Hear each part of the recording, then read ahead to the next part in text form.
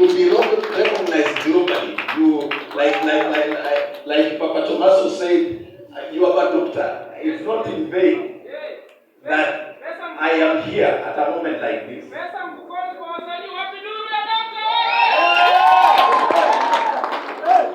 Because I think despite the talent and the fame and the glory that goes with the trophies that you receive, it's a painful thing. It's a painful thing for you to be broke. And I tell you, brothers and sisters, there is no dignity in poverty. I have been poor. I come from that place I've told you, and we were so poor. My stories are stories that you can Google and you can go and talk to people. Amen. We were so poor, I don't know how I made it. So poor that poor people used to call us poor. 2 days ago, I held a meeting in the private school where I went. And it was like Nehemiah going to rebuild the walls of Jerusalem. And I was looking at that place and saying, God took me from here. And I have been hosted in the White House by the president. God took me from there.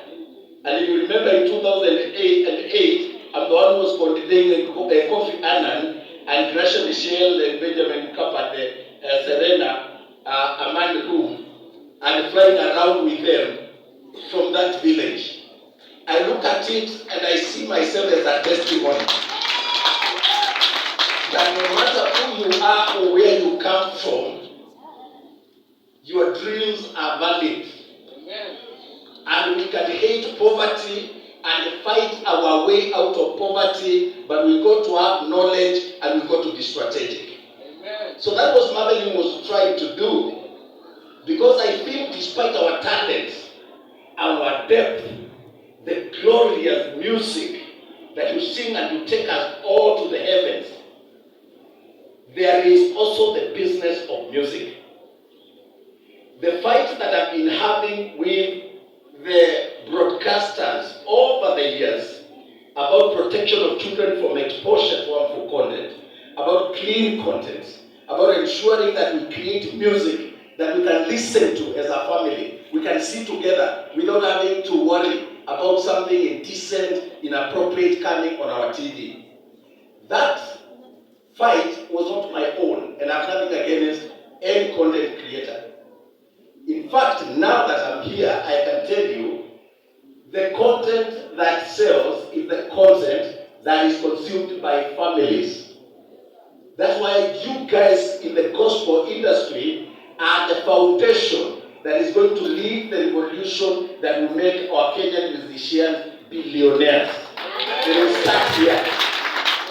The Nollywood of Nigeria is the second highest contributor to the GDP of that country. And it started in church. Bishops like Bishop Welly encouraging. They have people in church to act, to get into comedy, to sing. Now, even the Nigerian gospel industry is now going global. And if you look at that industry, creative economy in Nigeria is now making money in Netflix and in all global platforms because they started by doing what FEMA is doing, uniting and fighting the common enemy. And the enemy is not your brother. The enemy is not the other musician.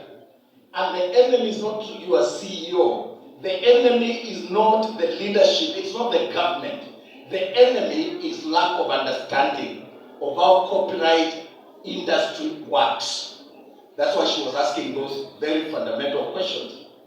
And so what we need to move from right now is going beyond giftedness, talentedness, into the business of music. And that's why I'm here. To work with you, to walk the journey with you, to be your champion, to run behind you, to change the laws, to fight for you. Some of you are not even aware right now as we speak. A bill has been sneaked, Copyright Amendment Bill, under the Statute Law Miscellaneous Amendment, and it was published when we were breaking for Christmas, and the deadline for submitting our views is on 6th. And it was done deliberately, and you are not aware. You are here praising God and singing. That bill will affect you for the longest, and I am to be there. Thank God it is being done when I'm here.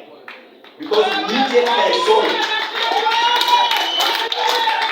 The moment I saw it in the newspapers, I was the first to see it. That's why you need learned people to lead the industry. We cannot be ignorant, a bunch of fools leading each other to nowhere. In fact, I tend to think, and I'm saying that with tremendous respect, because a lot of musicians are talented, and sometimes we are carried away by the glory, and we do not worry much about the contracts we sign, how our copyright is exploited, who exploits that content, how do we push together to ensure that we